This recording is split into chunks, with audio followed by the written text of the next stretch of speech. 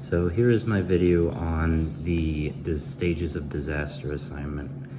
So collective trauma is described as a blow to the basic tissues of social life that damage the bonds attaching people together and impairs the prevailing sense of community.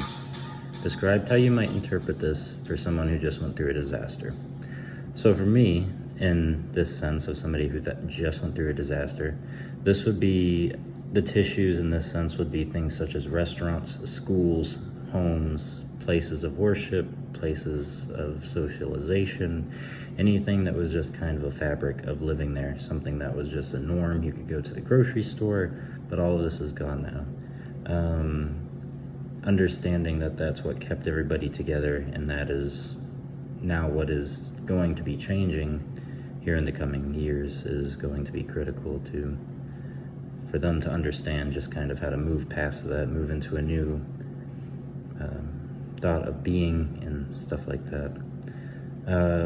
What kind of impact may the stress of going through a disaster have on a person's mental well-being? I think this is a pretty critical key aspect of the disaster counseling that we went over.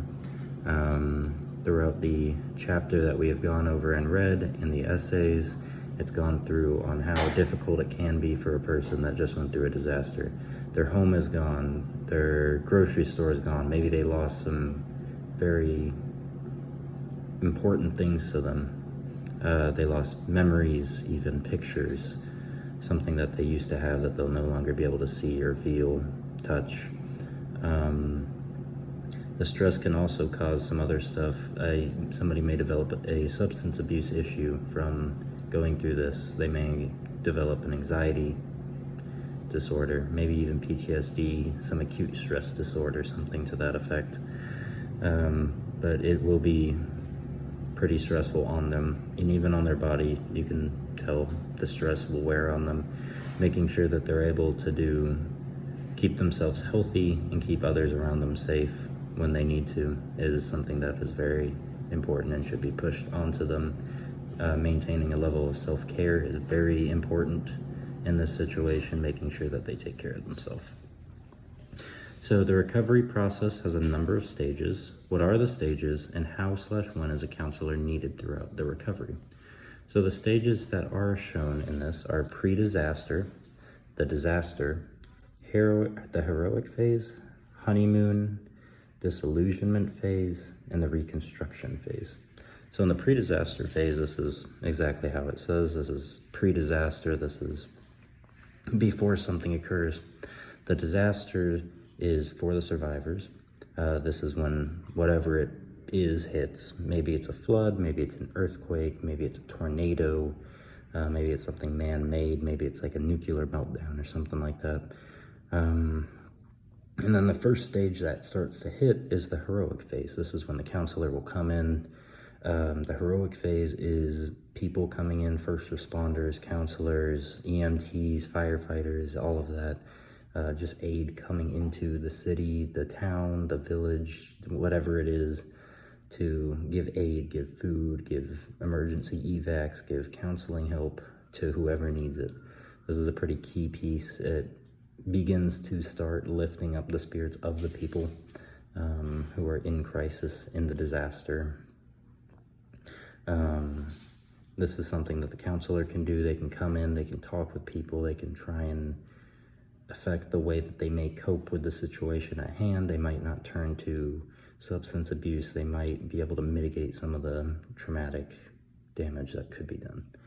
Then it moves into the honeymoon phase, and this phase is where the people that had just gone through the disaster begin to think that everything's all right. But this is not the case. This is where they think everything's good, and then they realize everything is gone.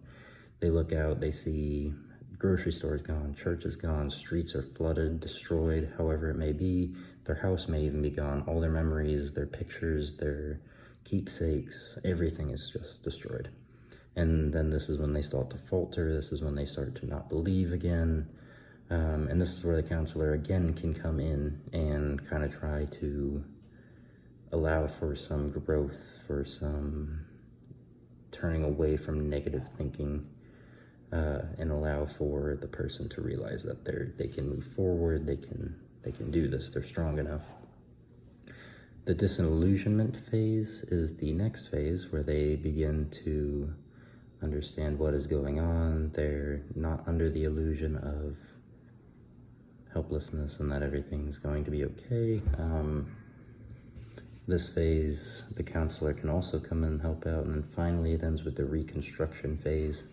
This phase is characterized by people fixing what has gone down. This is them understanding that we need to rebuild, that we need to do better, that we need to just kind of fix everything. The counselor can come in, they can help boost morale, they can help change things.